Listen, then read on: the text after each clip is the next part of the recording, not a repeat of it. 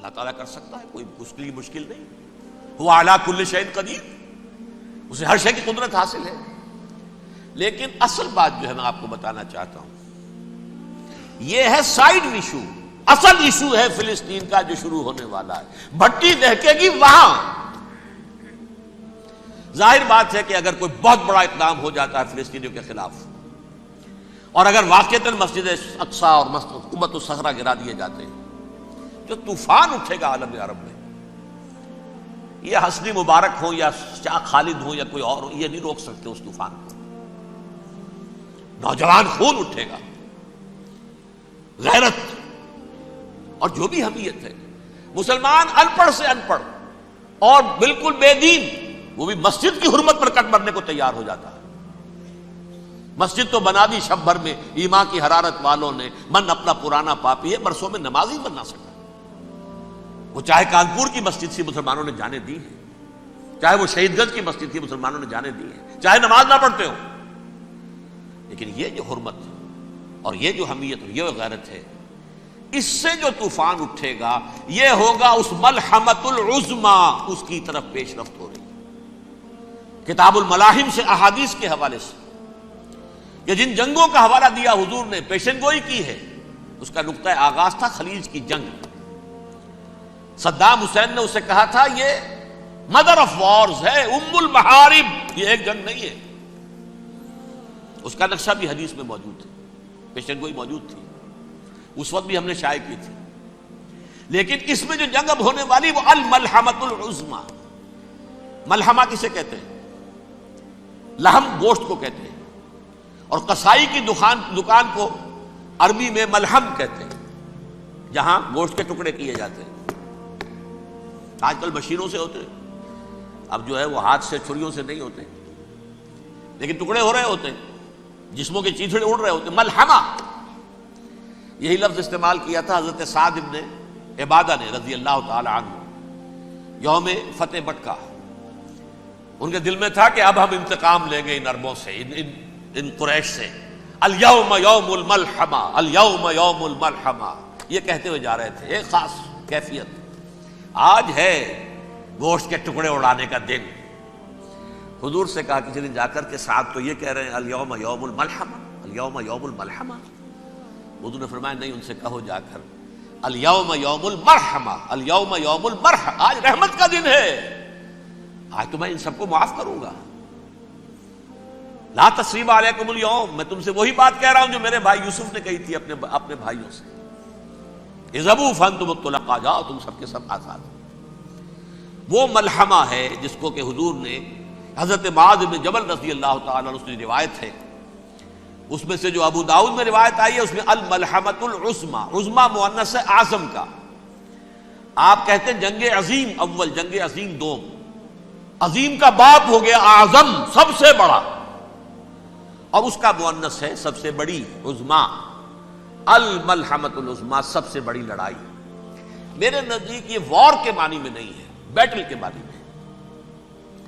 انگریزی میں یہ دو لفظ علیحدہ ہے، وار، بیٹل. وار سالوں کو محیط ہوتی ہے، بیٹل کسی ایک خاص جگہ پر جو لڑائی ہوتی ہے اس کو کہتے ہیں. حضور کے اور قریش کے درمیان 6 سالہ وار تھی، جنگ تھی. لیکن battles, battle of Uhud, battle of Badr, یہ بیٹلز تھی، لڑائیاں تھیں. تو عظیم ترین جنگ شاید اس اعتبار سے نہ ہو جیسے کہ ورلڈ وار 1 اور ورلڈ وار 2، یعنی اس کی وسعت کا اتنا معاملہ نہیں اور طوالت کا نہیں. لیکن جو لڑائی جو ہے بیٹل ہونی ہے، جس کو کہ یہ لوگ، یا چونکہ میں نے کہا تھا شروع میں کہ سرما ہے میری آنکھ کا خاک حجاز و ہول قدس، نیو ٹیسٹمنٹ کی آخری کتاب ہے the book of revelation, revelation of saint John. اس میں آرمگڈون کہا گیا ہے اسے. ہر مجدون، یہ عبرانی لفظ ہے، ہر کہتے ہیں اونچی جگہ کو، سطح مرتفع. مجدون میگیڈو، میگیڈو ایک وادی ہے، مرتفع، وادی مرتفع. یہ ہے واقع لبنان، اسرائیل اور شام کے درمیان جو ٹکڑا، جو ٹرائنگل بنتی ہے، یہ ہے. یہاں پر بڑی جنگ لڑی جائے گی، اور یہ جنگ جنگ صلیب ہوگی جو کہا ہے بش نے، یہ جنگ صلیب. 2nd ملینیم شروع ہوئی تھی تو پہلی صلیبی جنگ ہوئی تھی. 3rd ملینیم شروع ہوا ہے، یہ 2nd صلیبی جنگ ہے، یہ کروسیڈ ہے. اور میں اس مرتبہ امریکہ گیا تھا تو پہلی مرتبہ مجھے وہاں ایک رسالہ ملا ٹرمپٹ نام کا. یہ امریکہ کے جو بہت ایکسٹریمسٹ قسم کے پروٹیسٹنٹس ہیں، یہ ان کا رسالہ ہے، اور ان کے بارے میں اب کہا جا رہا ہے وہ کرسچین زائنسٹ ہیں. آپ شاید پہلی مرتبہ یہ لفظ سن رہے ہو. زائنسٹ تو ہم سمجھتے ہیں یہودیوں کو، کرسچین زائنسٹ وہ ہیں جو ہیں تو عیسائی پروٹیسٹنٹس ہیں، لیکن اسرائیل کے وہ حمایتی یہودیوں سے بڑھ کر ہیں. یہ میری کسی پہلی تقریر میں شاید بہت سے حضرات کو یاد آ جائے، میں نے کہا تھا 4 سال پہلے ہمارا تنظیم اسلامی کا ایک کنونشن ہوا تھا ہیوسٹن میں، امریکہ کا جنوبی علاقے کا شہر ہے. ایک سیشن اس میں ہم نے رکھا تھا انٹرفیتھ، ایک عیسائی کو بلایا تھا، ایک یہودی بہت بڑا وہاں کا عالم ہے اس کو بلایا تھا. اس یہودی عالم نے ڈاکٹر وشوگراڈ، جو وہاں کی یونیورسٹی میں پروفیسر ایمیریٹس ہے، اس نے کہا تھا کہ یہ اسرائیل کو تو سپورٹ کر رہے ہیں عیسائی، ہم تو نہیں کر رہے. جو پریکٹسنگ یہودی ہیں وہ زیادہ اسرائیل کے حق میں نہیں تھے، یہ تو سن 67 کے بعد انہوں نے اسرائیل کو تسلیم کیا ہے. وہ تو منتظر تھے کہ ہمارا مسیحا آئے گا تو اس کی قیادت میں جنگ کریں گے، جیسے شیعہ منتظر تھے کہ مہدی موعود آئیں گے تو پھر ہم کچھ کریں گے. وہ امام خمینی نے کہا بھائی جب وہ آئیں گے آ جائیں گے، لیکن ہم کچھ راستہ کے لیے. زائنسٹ نے آگے بڑھ کر ریاست قائم کر لی، اور جب یروشلم پر بھی پورا قبضہ کر لیا تب جو ہے در حقیقت مذہبی یہودی جو ہے پھر انہوں نے اپنایا ہے، اون کیا ہے، اور نئے سیٹلمنٹس جو بھی بنے ہیں وہاں پر اسرائیل میں، اس میں اکثر و بیشتر مذہبی یہودی آیا، اور بروکلن کے علاقے سے سب سے بڑھ کر آئے ہیں، جو امریکہ میں نیو یارک کا ایک جنوبی علاقہ ہے، بہت بڑا یہودیوں کا بہت بڑا گڑھ ہے. نیو یارک کو جیو یارک بھی کہا جاتا ہے، وہ تو اصل میں مرکز جو ہے وہ تو یہودیوں کا ہے. اس حوالے سے وہاں پر جو کرسچن زائنسٹ کہلاتے ہیں وہ اسرائیل کے یہودیوں سے بھی بڑھ کر کہیں سپورٹر ہیں.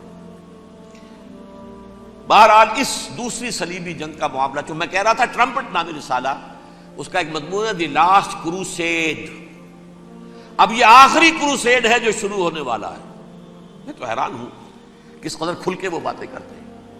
رومن کیتھولکس کو وہ کہتے ہیں کہ یہ شیطان ہے، یہ پوپ شیطان ہے، یہ یورپ کو اس نے جمع کیا ہے کرسچینٹی کی بنیاد پر، اور اس میں زیادہ تر کیتھولکس ہیں. آپ کو معلوم ہے برطانیہ بڑی مشکل سے شامل ہوا ان کے ساتھ، اس لیے کہ وہ پروٹیسٹنٹ کا سردار تھا، ابھی پوری طرح نہیں ہے. یورپ جو ہے وہ رومن امپائر دوبارہ یہ کھڑی کر رہا ہے، اور در حقیقت یہ جو ہے یہودیوں سے بھی چھیننا چاہتے ہیں اسرائیل کو اور فلسطین کو، اور مسلمانوں سے بھی، اور یہ وہی کروسیڈ جو تھے اربن ثانی کے اس کی تیاری کر رہے ہیں تاکہ وہاں پر عیسائی حکومت قائم ہو جائے، کیتھولکس کی پوپ کی حکومت قائم ہو جائے، جیسے ایسٹ تیمور میں کر دی گئی. ایسٹ تیمور میں کون سی حکومت بنی ہے؟ Roman Catholic. رومن کیتھولک اسرائیل میں بنے تاکہ یہ سارے مقامات مقدسہ جہاں اسرائیل پیدا ہوئے، بیت حضرت مسیح پیدا ہوئے، بیت الحم کہاں ہے؟ وہی ہے کہ نہیں؟ جہاں سے ریزریکشن ہوا ان کے خیال میں وہ کہاں ہے؟ وہیں پر ہے کہ نہیں؟ بڑے بڑے گرجے ان کے وہی ہیں. تو اس اعتبار سے ان کا کہنا یہ ہے یہ لاسٹ کروسیڈ کی تیاری ہو رہی ہے، یہ کیفور. اور ان کا کہنا یہ ہے کہ یہ پوری طاقت نیٹو کی جو ہے، یہ پہلے جرمنی سے لائی گئی بوسنیا، انہوں نے خود وہاں جنگ کروائی، انہوں نے خود وہاں پر ایتھنک کلینسنگ کروائی، پھر خود مصالحت کے لیے آ گئے، پھر کوسوو میں انہوں نے خود آگ بھڑکائی. یہ میں نہیں کہہ رہا، یہ وہ ٹرمپٹ رسالہ امریکہ سے چھپنے والا پروٹیسٹنٹس کا رسالہ ہے جو یہ کہہ رہا ہے. پھر انہوں نے کوسوو کے اندر کروایا، اور پھر وہ وہاں پر پیس فورس کی حیثیت سے آ گئے.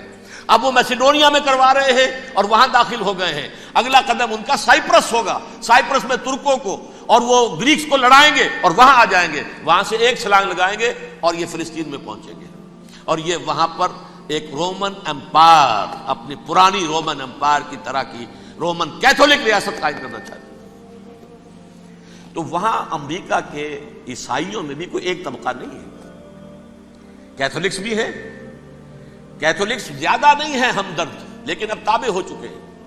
اسحاق ریبین نے جب یہ پیس ٹاک شروع ہوئی تھی، آپ کو یاد ہوگا شاید کہ جب وہ آیا تھا واشنگٹن سے واپس فلسطین اسرائیل، تو پہلے روم میں رکا for an audience with the Pope, اور پوپ کو اس نے ایک مرتبان سا پیش کیا تھا، حضرت سلیمان علیہ السلام کے زمانے کا مرتبان، اور کہا تھا دیکھیے 3000 برس تک ہم نے اس کی حفاظت کی ہے، اب یہ میں آپ کے حوالے کر رہا ہوں. اس کے بعد سے پوپ جو ہے بالکل رام ہو گیا اور وہ عیسائیوں کے ساتھ اور یہودیوں کے ساتھ ان کا پورا معاہدہ ہو. اب پورا عیسائی ورلڈ جو ہے ویسے مجموعی یہودیوں کے شکنجے میں ہے. البتہ ان کے اندر بھی جھگڑے ہیں. جو وہاں پر وائٹ کرسچن ملیشیاز ہیں وہ ایکسٹریمسٹ ہیں کیتھولکس.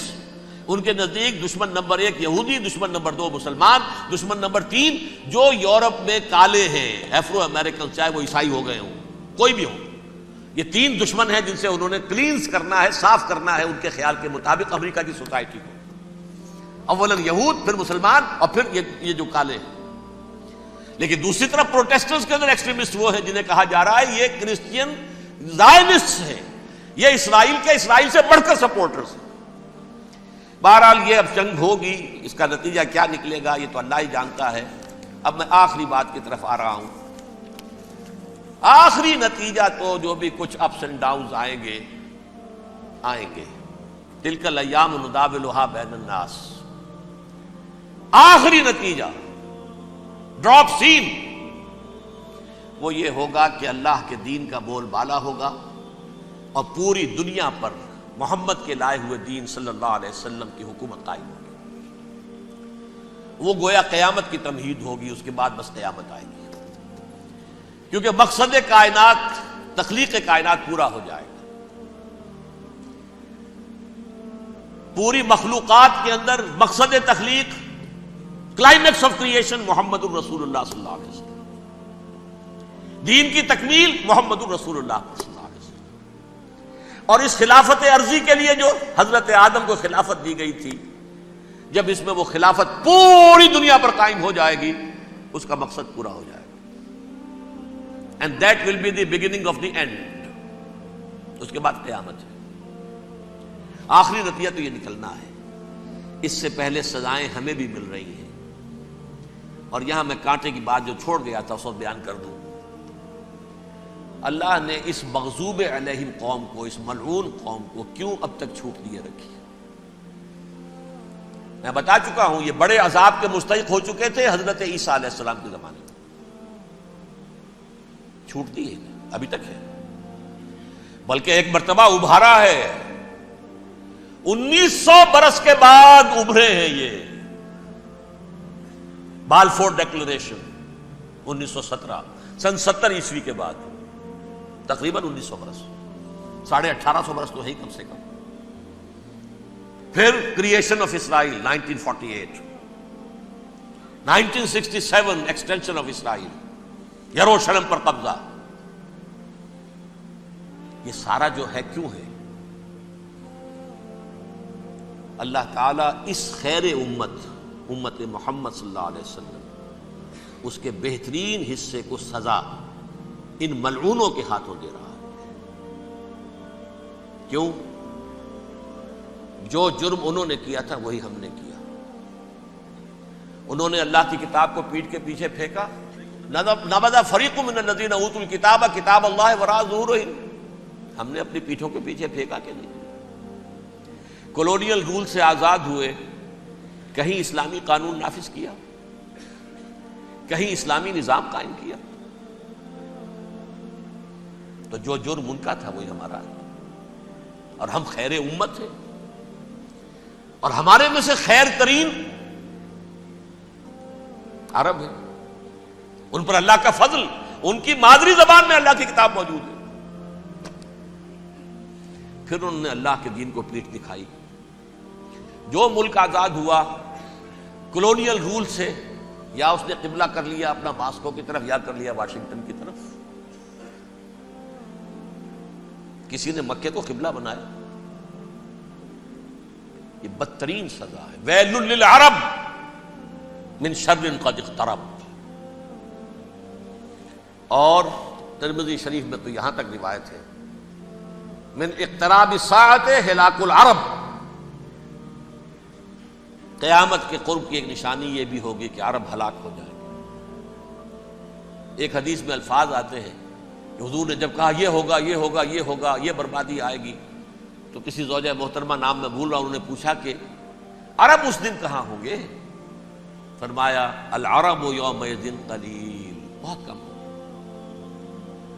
آخری خاتمہ ہونا ہے یہود کا حضرت مسیح علیہ السلام کے ہاتھوں. وہ عذاب جو 2000 برس تک ان سے ٹلا رہا وہ آئے گا اور ان کے رسول ہی کے ہاتھوں آئے گا. لیکن اس سے پہلے مسلمانوں پر یہ عذاب آ رہا ہے، ہولوکاسٹ کے درجے کا عذاب آ رہا ہے.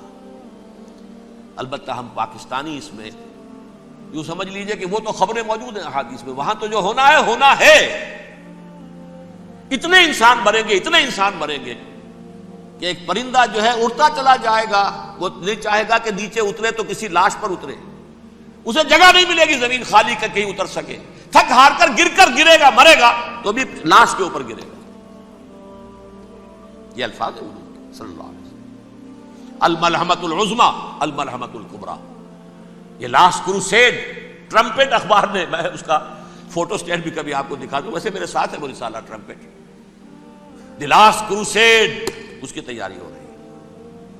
وہ الملحمۃ العظمی اور ملحمۃ الکبریٰ جو ہے وہ آنے والی ہے. ابن ماجہ میں کبریٰ کہا ہے، اکبر کا مؤنث کبریٰ. ملحمہ کبریٰ سب سے بڑی جنگ اور ملحمہ عظمی سب سے عظیم جنگ. یہ ہوگی اور بہت جلد ہوگی.